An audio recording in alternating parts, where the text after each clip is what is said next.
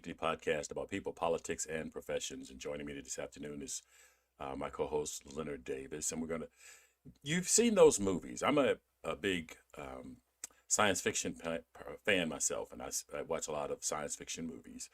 And you got those futuristic movies where people are walking through a mall or walking through a train station, and they get these personalized ads that are targeted specifically to them that uh, seem to know who they are, know about them, and the ad is specifically designed for them. Well, that is not as far off into the future as some might think. We're going to talk about that today on the surveillance economy.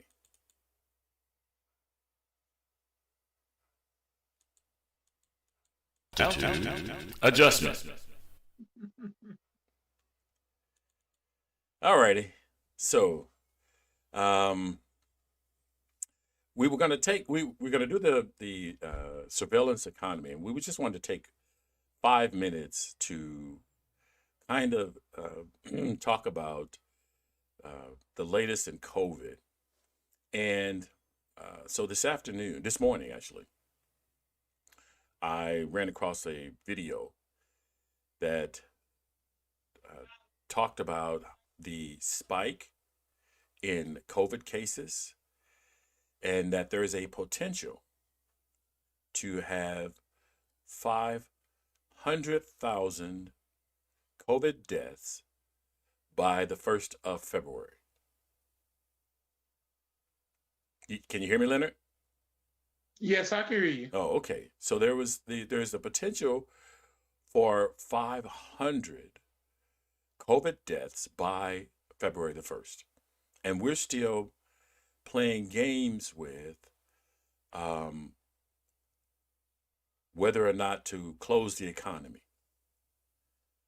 Um, I read it. There was an article that I read also this morning because I get up, try to catch up on some news, that several of the health care professionals, directors, and the such in Missouri that have left their jobs because of the threats and the emails and the animus that is directed towards them because they're attempting to protect Missourians. And I am flabbergasted really at at at how we're, as a country reacting to what I see as a crisis. You gonna join me in the conversation? Yeah. Uh, Here's where I was going to come in. Oh, okay. As soon as you took a break, there are people that don't care about anyone else. They just care about themselves. Over here in Illinois, this past week, the police had to go to a restaurant and shut it down because people was in there dining against the regulations. We're back to no indoor dining here in Illinois. Uh, you can handle outdoor dining if you got it, either 25 people or 25% or less, whichever is less. And these are the same people that you're talking about that plotted to kidnap and kill the governor of Michigan a couple weeks ago. And then Trump did not denounce that behavior.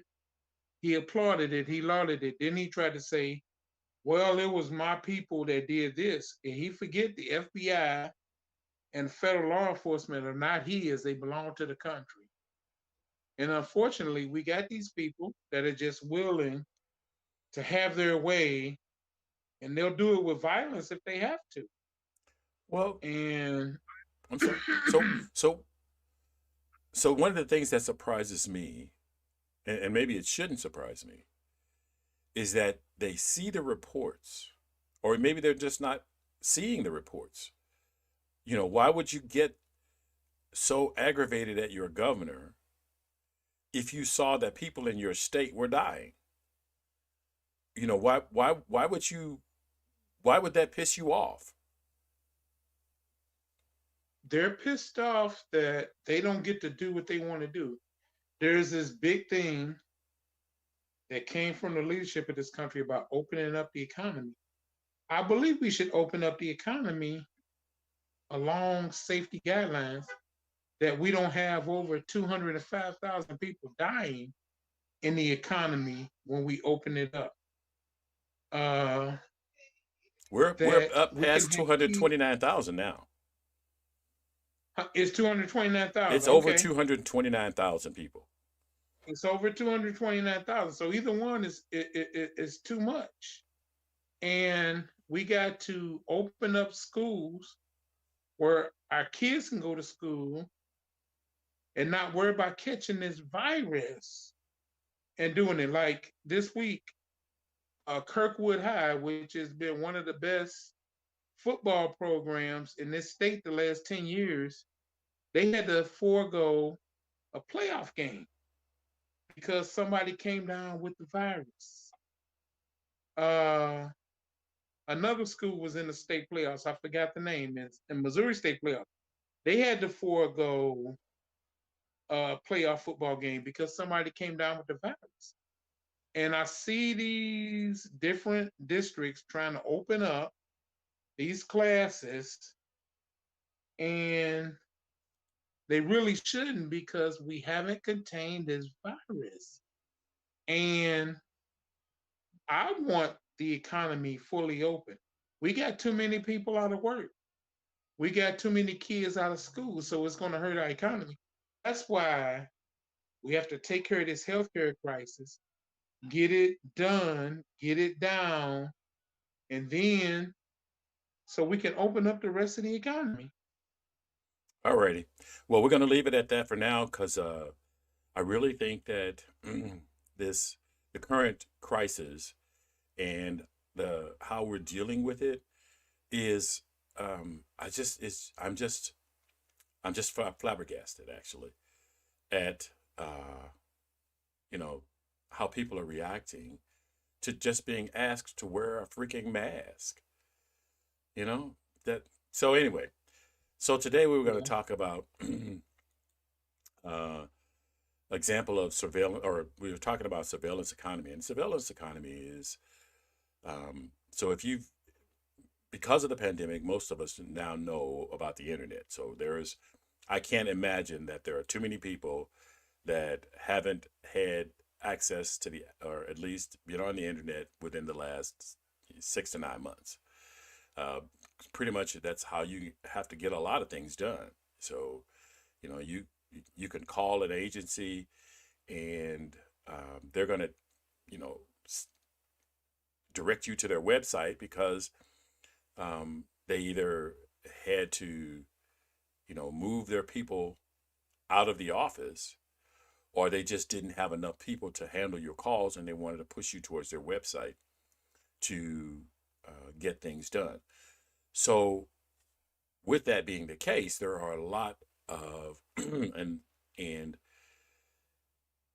one of the things that I'm a technical person. I've been in IT for almost 30 years, and so um, I noticed a long time ago what was transpiring in the online world where they were tracking data. Now, there's a useful way for them to do it, and there is a harmful way for them to do it. So, um, one of the things that I've dealt with directly is I've gone and I'll buy cat food because TJ just does it. I don't feed her table scraps or table food, so she eats cat food, and I have it shipped to the house. I have gone and bought cat food at Chewy.com and then seen an advertisement for the same kind of cat food at Chewy.com and another place. Now I've already just bought cat food.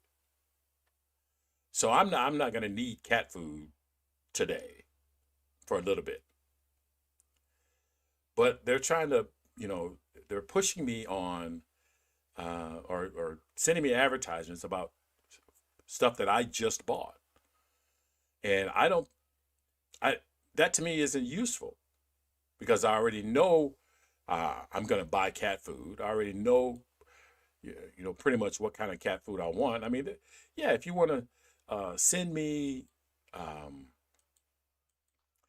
advertisements for a different type of cat food, yeah, sure.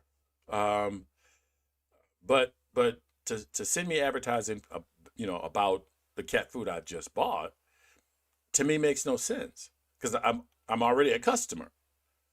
I'm my thought that advertisements should be about me being able to discover things that I don't already do.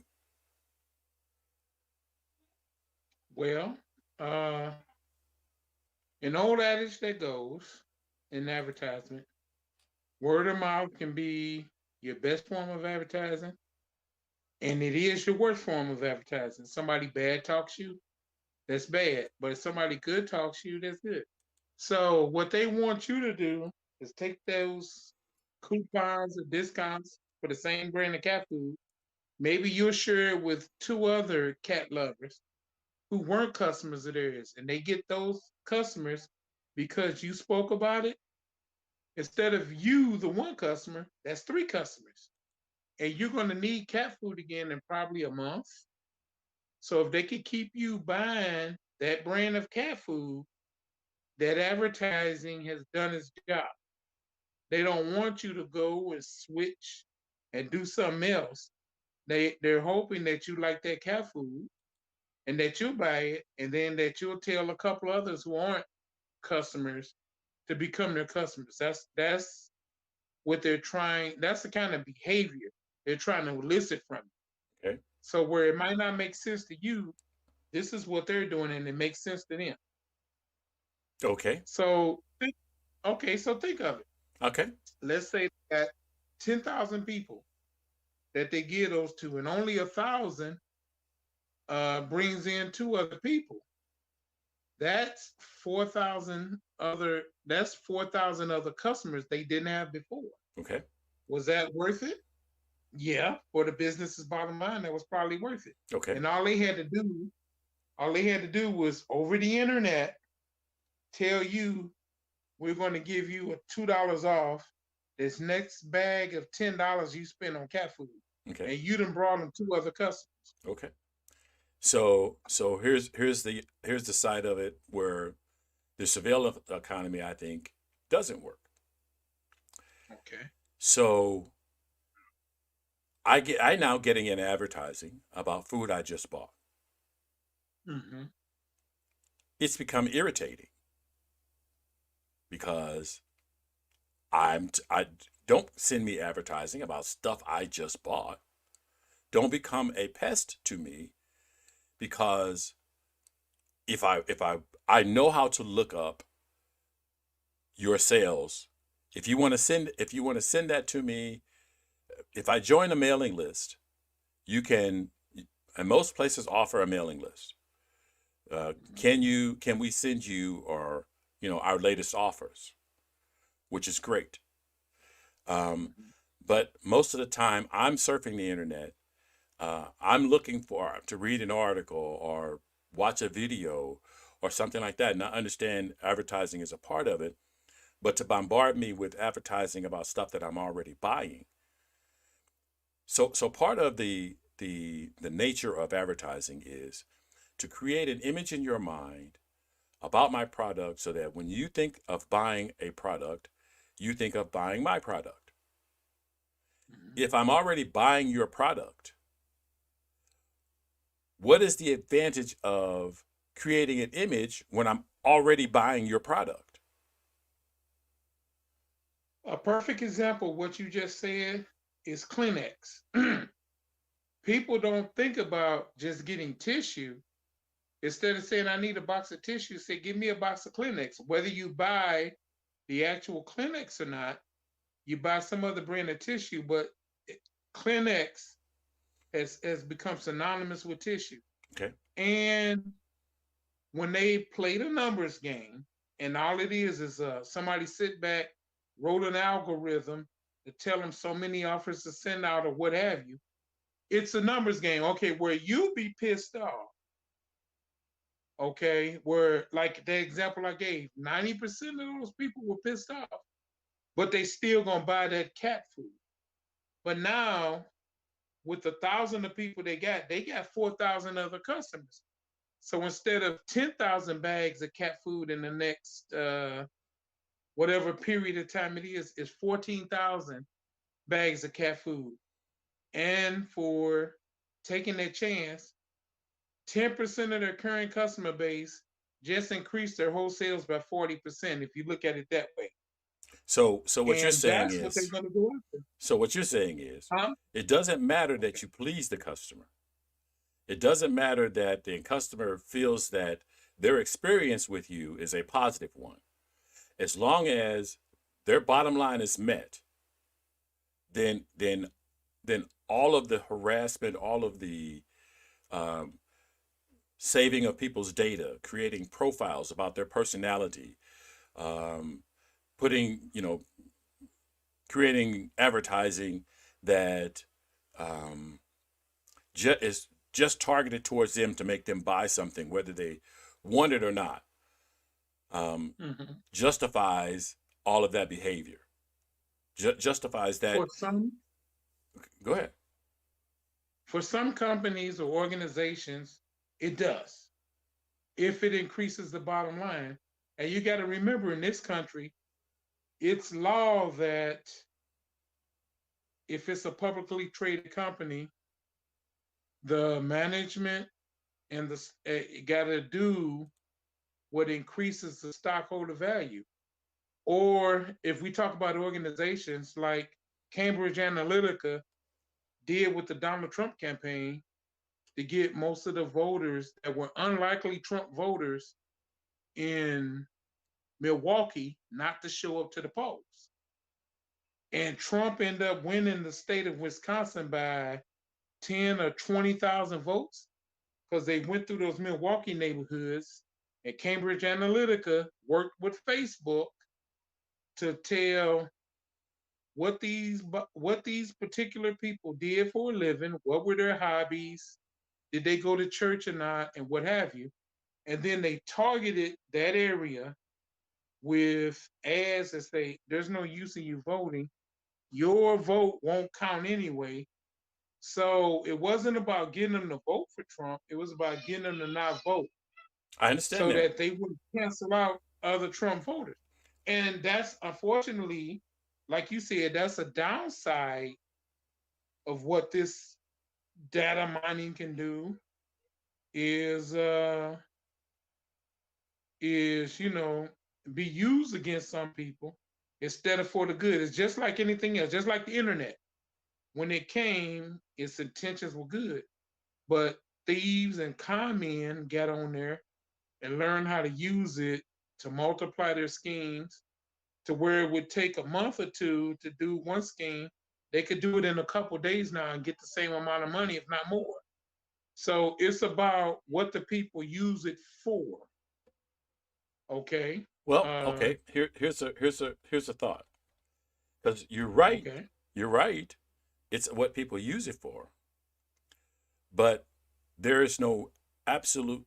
So in the realm of advertising, Mhm. understanding your buying patterns is not necessary for you to sell your product. Having all of that information about your people Yes. does not does not more benefit the customer. It only benefits the company. Right. So in the sense that do they need to know that last week you bought tissue? Because they have to advertise their product Mhm. to create the impressions so that people remember them. I get that. But to Okay. know, but to know every time that you bought, um, every time you bought tissue and what you bought at the same time that you bought tissue, it's not necessary in most cases because Correct. so so so the thing that I'm saying is by allowing this kind of data mining, there's no, there the downside is much greater than the upside because it is a recipe for abuse because it's data that's It is. go ahead. It is. Now, at the same time, companies that collect this data tend to get paid pretty well for it. Like you're buying tissue, and especially if you buy more during the cold and flu season. Now, let's say I make hand sanitizer and disinfectant. Would I be interested in the customer base that you established with tissue buying? Because I want to sell more disinfectant, I want to sell more hand sanitizer. Of course I would, because see, I want them to think if you got to buy tissue to fight against this colds and flu, well, hand sanitizer, because you got the viruses and germs that live, and disinfectant, which is designed to kill the germs that live. So yeah, if you got a list, and I was in a disinfectant sanitizer business, yeah, I want to go buy that. Or if you was in the cat food, okay, like your earlier thing, you did the list with cat food, and I make cat collars, I make cat clothes, I make little cat instruments for you to clip your cat's nails. Would I want that list? Yeah, that list would be valuable to me because I could say, okay, here are supplements for things for your cat that I could sell. You bought this food. Yes, I would love to have access to that list. Would I pay you for it? More than likely. I'll pay you handsomely. So you're not, so the operations that data mine like that aren't just getting these things for their own purposes. They're getting these things for selling. Like Facebook made what was it, $93 billion of profit last year, a year before last. I was just hearing a story on the internet I was listening to, and 85% of that came from them selling ads. So if you're a business, you could pay Facebook and they'll run your ads to their subscribers. Okay, If so I get that if I buy cat food, Mhm. I may be a target for other cat items. But That's exactly but possible. but the situation is if you're only marketing to cat people that you know have bought cat food, aren't you missing the potential for advertising to more people because there may be somebody thinking about buying a cat that doesn't have one. But if they're not seeing your advertising, then you're not Mhm. making an impression on that individual. By only targeting the people in a smaller list. Okay, so the idea behind a smaller list, and I get where the company is looking at. The company is so advertising as a whole is expensive because you don't necessarily see the return on your investment. So you place an advertisement, you have no idea how many people have seen that and how many people that have come into your business has seen that. So it could seem like your advertising dollar is just a crapshoot, which it is, which it should be. So you you put out your advertising. So companies, by targeting, they want to be able to only advertise to the people that they gives them the highest probability of buying their product.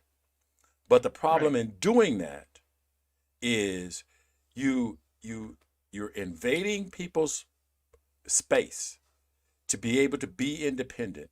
So now I see a bunch of ads about cat stuff. But there are other ads Mm-hmm. that I'm not seeing because you're showing me cat stuff. There are products that I need access to that are other that there are other aspects of my life that need to be addressed, but I can't see the other advertising because I'm being flooded with cat advertising. I've already bought freaking cat food. I don't need any more cat Okay. food for a month. What I may Okay. need, Now, go ahead. well, now you did that, but like I said, I got a business that's got these other cat products. So I'm first going to look at spending my advertising dollar on people that bought food because they're more likely to buy cat products. I've identified a group of cat owners. So I'm gonna go after them first with those advertising dollars. They're more likely to buy my stuff than other non-cat owners. Now, then I can go to other cat owners that may not be on their list. And there's ways of data mining for that.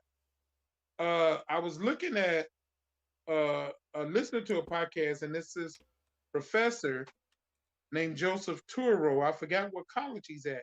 He wrote this book called The Owls Have Eyes.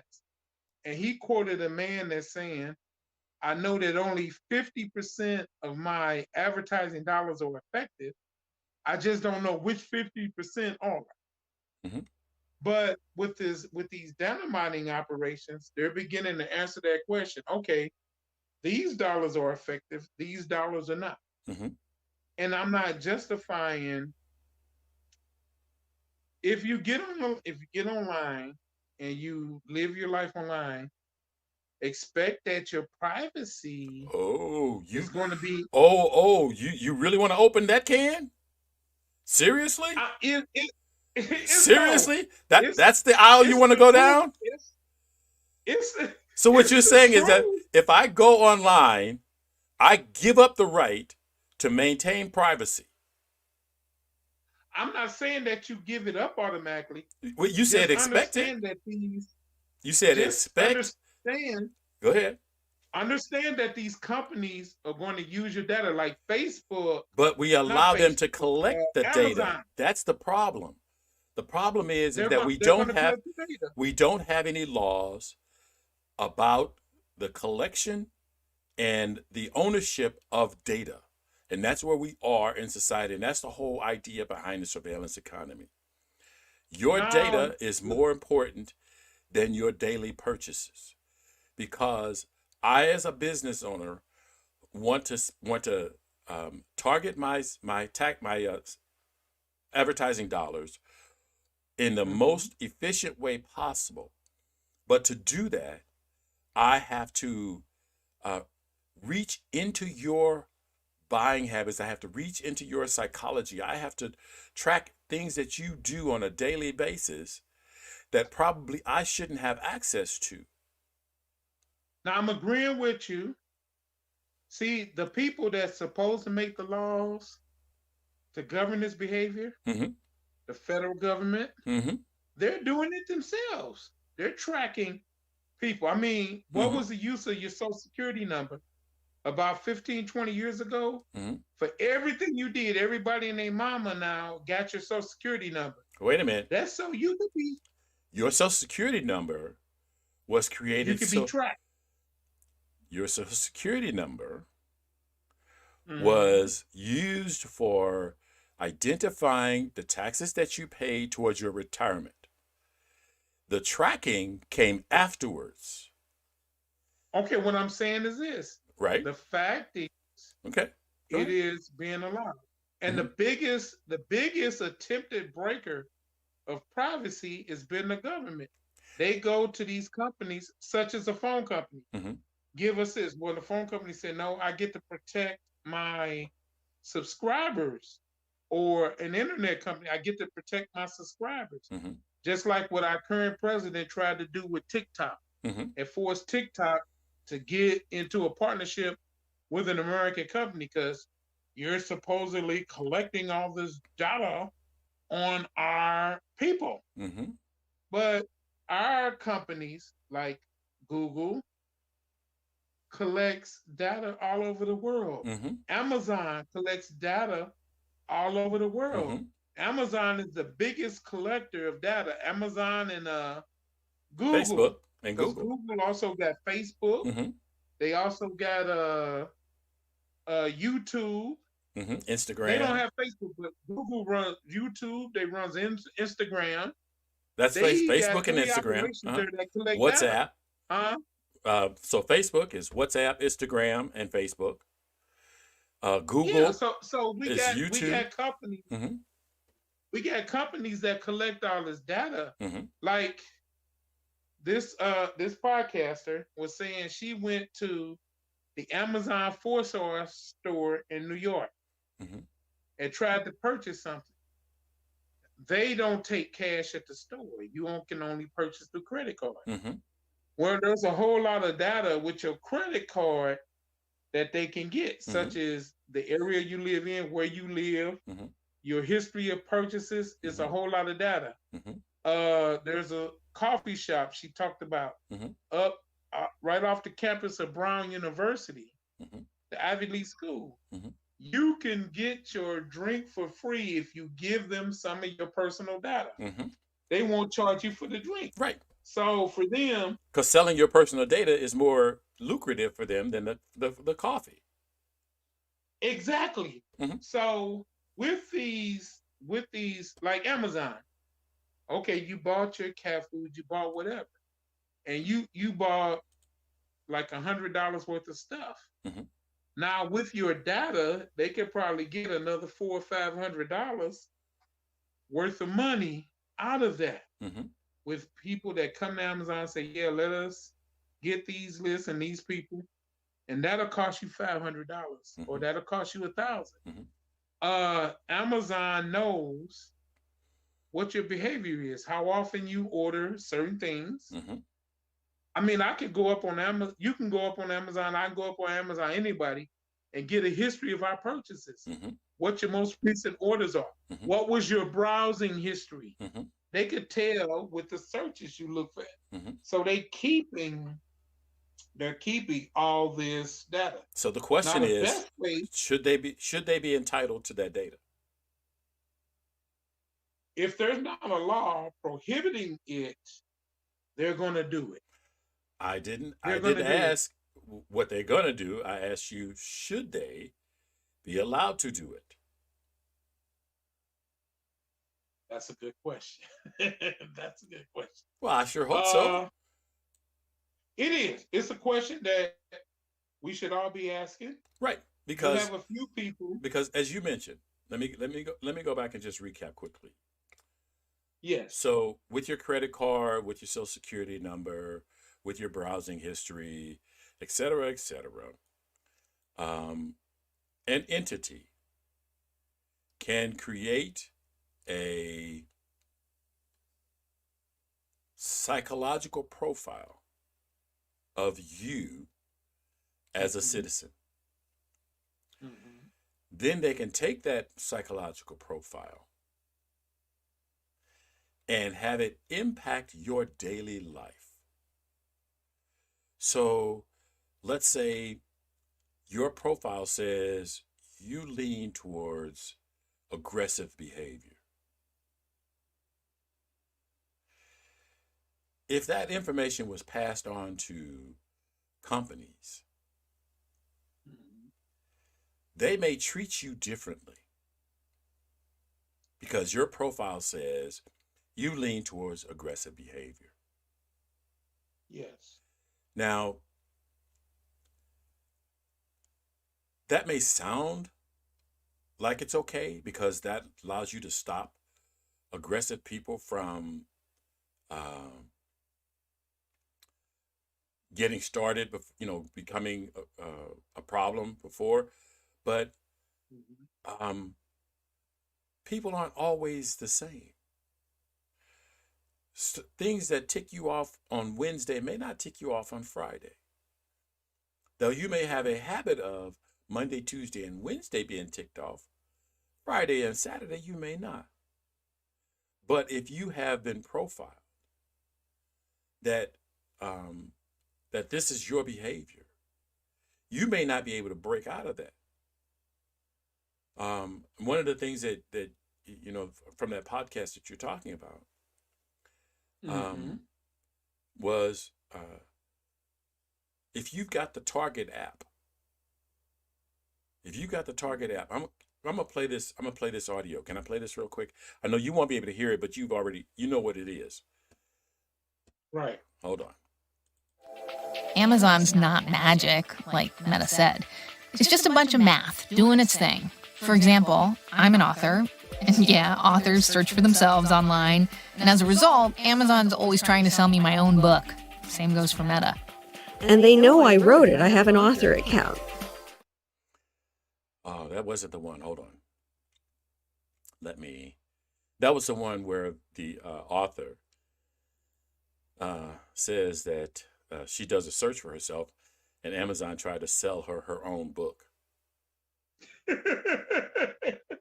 And that's what they talk about is just a numbers game. Someone sit there and runs this algorithm and it comes up and that's what they go with. And that's how Amazon tries to sell her own book. Right. And they know she's an author. They know she wrote the book because she has an author account with Amazon. I get it. Hold on. All right.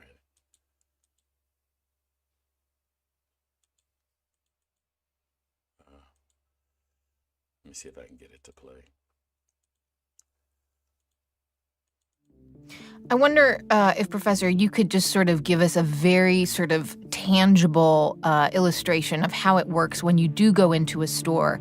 There are companies that can track when you walk in. You walk into Target, for example, and you have Target's app. Target will know you walked in if you have your Wi-Fi on. As you walk around the store, Target can track you because of beacons that exist around the store. Let me restart this. I wonder if, Professor, you could just sort of give us a very sort of tangible illustration of how it works when you do go into a store.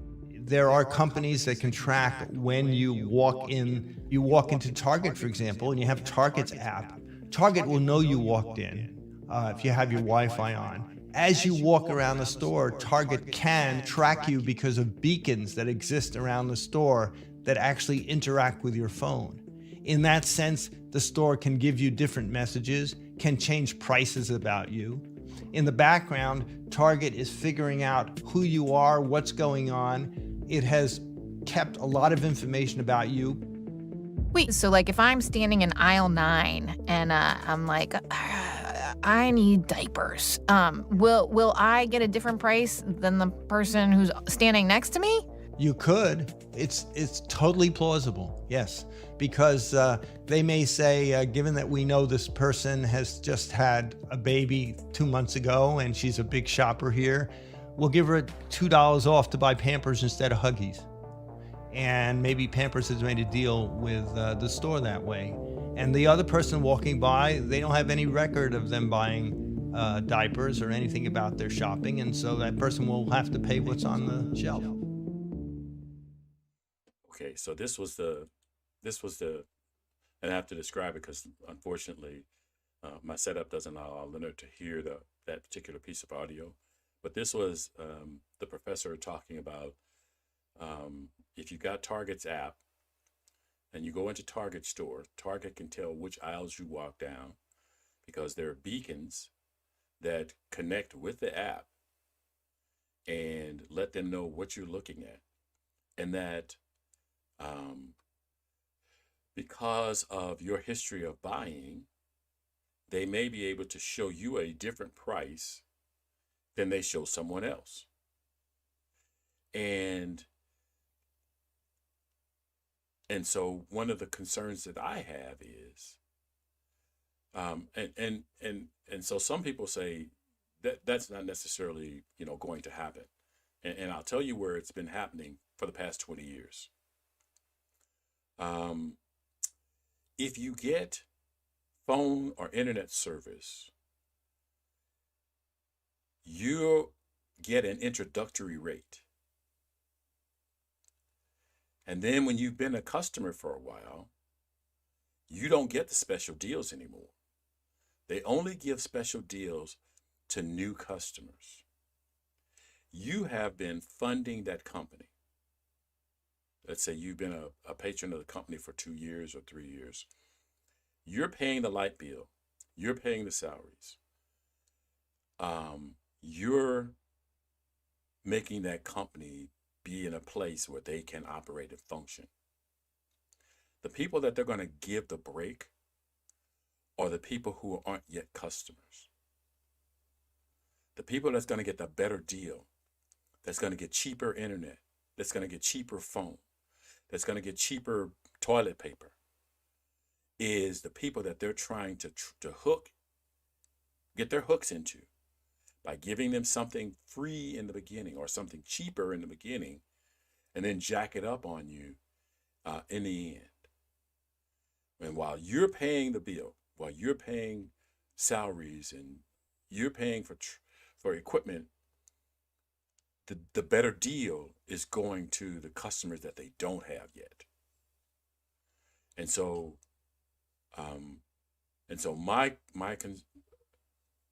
my concern is that we're normalizing that we're normalizing the idea that I can charge one person a different price than I can charge someone else for the exact same product, the exact same service. I have multi-tiered pricing.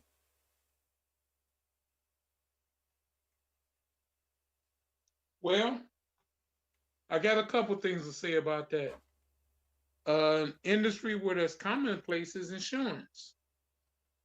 Mm-hmm. Insurance industry, they Mhm. say you're a better risk than I am, so I get jacked up higher rates. Mortgage, same thing.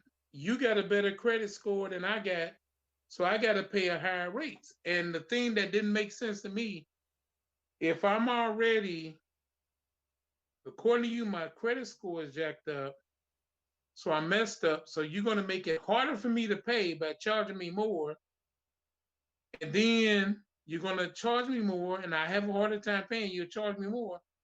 And it's a messed up vicious circle. I know for me, I've gone through that cell phone thing you talked about. It was about 15 years ago. Mm-hmm. It caused me to change customers, to Mm-hmm. change Companies. companies. Mm-hmm. Because I called them and said, I noticed that I got this limit placed on me, but you're running an advertisement giving this deal to new customers who haven't been with you, who you're trying to convince to change. And I've been with you for 2 years. And it was one of those things where I stayed with the company for a year and my contract ran out. I didn't have to stay with them. But I stayed another full year. And I said, if you look at it, I only had to stay with you 1 year, but I stayed with you 2. And you're refusing to give me this. So we went through let me talk to your supervisor. Let me talk to your manager. I said, okay, right now, you cancel my service right now. I understand Because I that. won't stay with a company. And I won't stay with a company that treats new customers that are not their customers better than me when I show my loyalty to you. Okay. And they kept sending me bills for about 4 or 5 months and I didn't pay them. I understand. And so my point is, companies, the question should be, should they be allowed to discriminate against, and the word discriminate simply means to pick a customer. I'm not talking about racial discrimination. I'm talking about economic discrimination. Economics, yes. to say, I will give this person a better price than I'm going to give that person for the exact same product, for the exact same. So you've added risk into the factor, but risk is a factor in business, period. Yes. If you don't feel that you can, so companies start in an area and they expand. And that's what they want to do, is they want to expand. They want to be able to sell their product to more people and more services. More people in a bigger area. Right. But they want to be able to charge people in a different area more money for the exact same product and services. And I don't Yes. agree with multi-tiered pricing for a particular product. And you got me 100% for that. Grocery stores have done it for years. Mm-hmm. You go to one grocery store in a so-called more affluent neighborhood, for the same amount of meat that they charge you $5 for in the lesser affluent neighborhood, they only charge $3.88 in the more affluent neighborhood. So there is all of that goes on, and it helps. And how did they come up with those things? Data mining. In other words, someone that somehow they got the data and they chose that, oh yeah, well, I know if I charge $1 more, $1.20 more a pound, they'll pay it. And so that increases our bottom line. Just look at the difference in gas prices in Missouri and Illinois. Illinois, it's about $2.18 to $2.20 a gallon. Okay. In But Missouri yesterday, when I was riding around, it was $1.89 a gallon. is that And there's other factors that go into that. right? There's taxes and things that go into that. There's There's taxes and things that right. go into that. Just like with this data mining, if you as a consumer will change your behavior, and you have options to change your behavior, you can do that. And if enough consumers do it, it make companies stand down and change policies. Like, for example, we talk about internet. Over here where I'm at, there's one internet service provider that governs this whole market. After that, you got to get service, you got to get internet service as a hotspot on your phone. Now there's another marketer that sent me some, and I'll check it out. They sent it about a month ago through internet ad, and I'll check it out. But that's an example.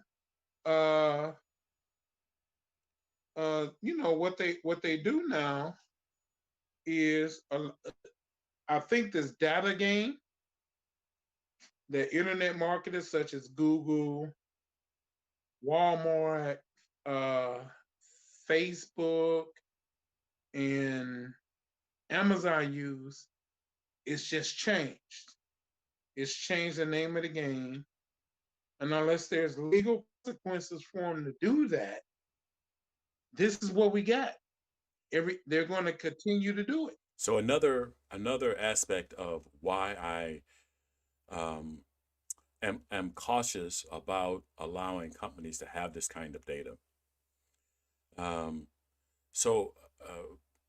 Several years ago, there was an incident at Super Bowl game, Mhm. and Janet Jackson and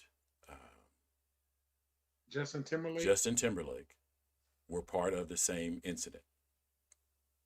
Mhm. Les Moonves took a dislike to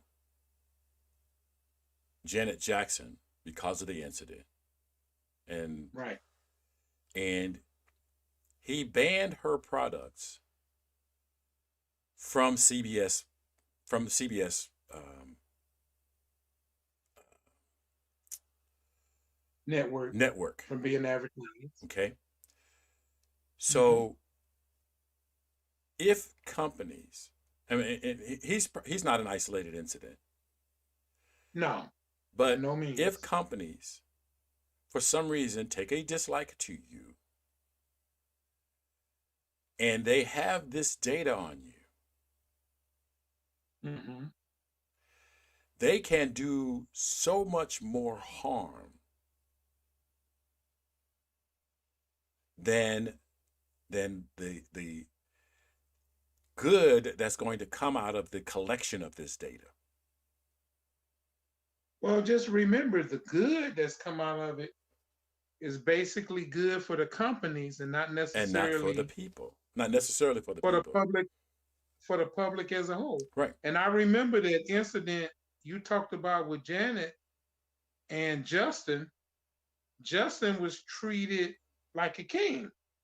And it got to the point that people were jokingly calling him a black man, and a few times they made him a spokesman about stuff going on in black community. What does Justin Timberlake really know about the black community?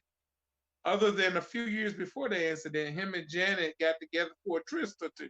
I understand. But But I want to Janet, keep it on. I don't want to get into right, the right, right. racial Okay. politics of it, but I want to get into the data, or the aspect that companies who have this particular Hmm. data, who have the ability, they already have the ability to impact large parts of the country. So they establish a Yes. factory. They establish a factory in St. Louis, and then they get into a tiff with the mayor of St. Louis, and they want to move their factory. That Right. negatively impacts that whole community. Now, Yes. now you're giving them granular data. Now that they have granular data down to the individuals, they can do harm, extreme harm, on an individual level. And we've seen the humanness of companies. While the Supreme Court has labeled them as people, Okay, Mitt Romney. Corporations are too, my friend. so now that the Supreme Court has labeled them as people, we see that they act like people. They can be vindictive. They can be, Yeah. uh, you know,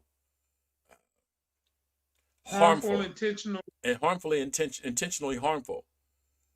That they don't just Yeah. see what they do as a business. They will hold a city hostage over jobs, Yes. Yes. but those Like jobs the are Rams. people, huh? Yes. Like the Rams did with St. Louis. Hmm. And they eventually moved their team out of St. Louis. But it was a company that held St. Louis hostage. The current owner of the Cardinals, when he saw that the Rams was moving into St. Louis, got that new stadium, before he even sealed his deal to buy the team, the Cardinals from Anheuser-Busch, he was pushing for the city to build him a new stadium.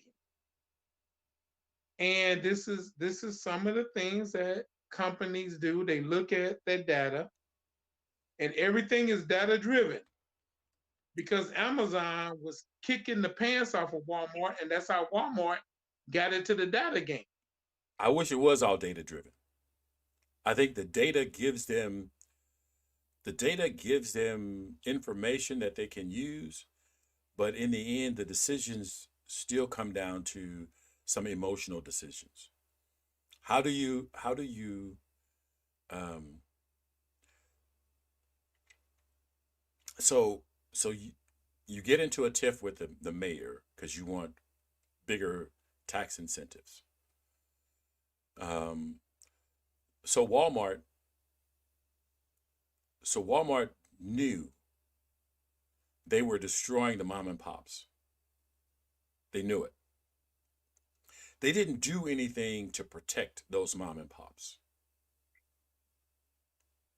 They went in and they took tax dollars from the people who needed them the most for their communities. And they took them as a business. They took that incentives and they hurt those communities and they hurt those jobs.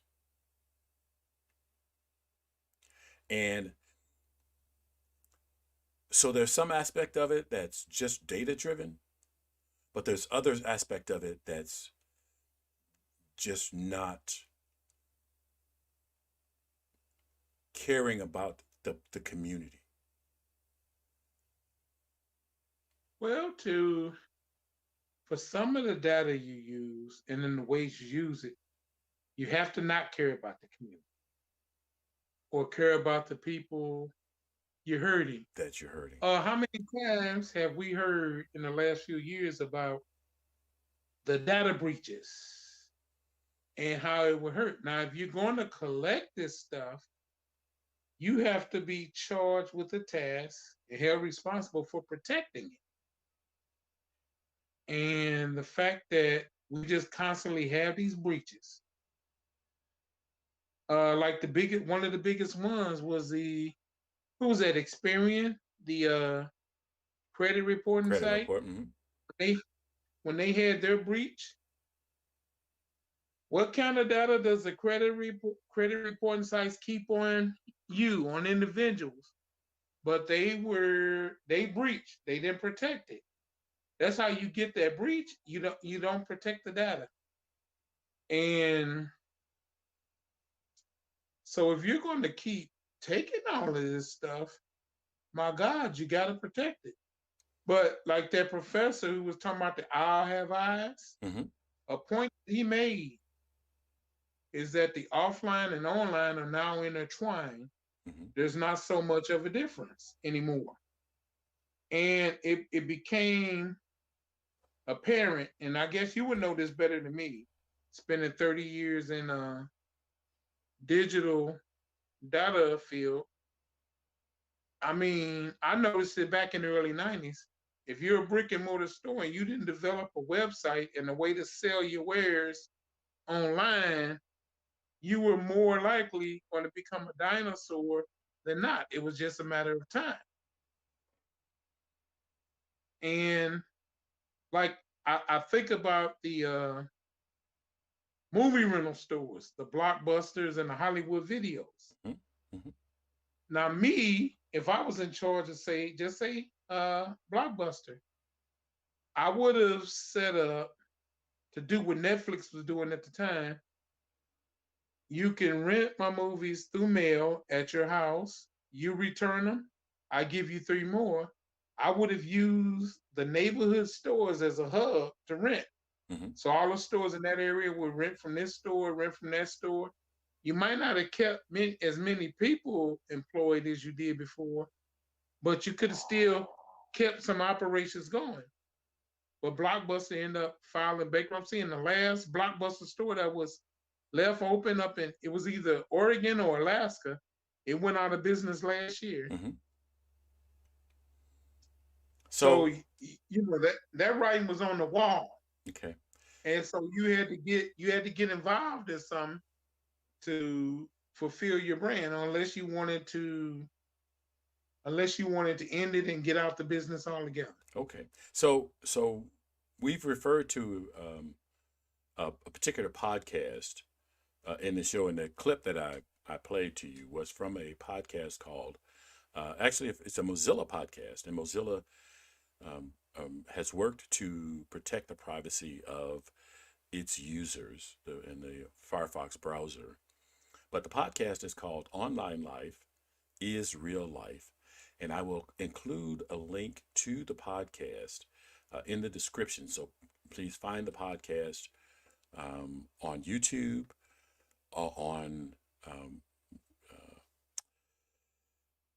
it's on Twitch also, and anywhere you get your audio podcast, and listen to those additional podcasts online life is real life. I think it was a real eye opener. I think you'll really enjoy it. It's an opportunity for you to grab an understanding of how life is transpiring around you. You want to make the last comment, Leonard, and then I'm going to close the show and we're going to look for next week. Just get ready for this data mining by online companies. I think it's here with us to stay. That horse has left the barn, is not going back in.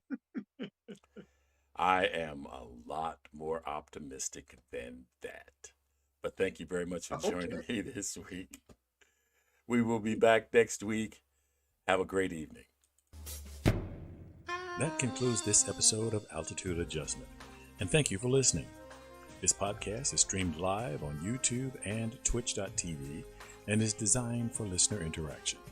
Visit the website, thelionsdenstl.wixsite.com/home to join the discussion. The audio version of Altitude Adjustment is available where you get your podcasts, including Stitcher.com, the iTunes Store, and the Google Play Music Store, to name a few.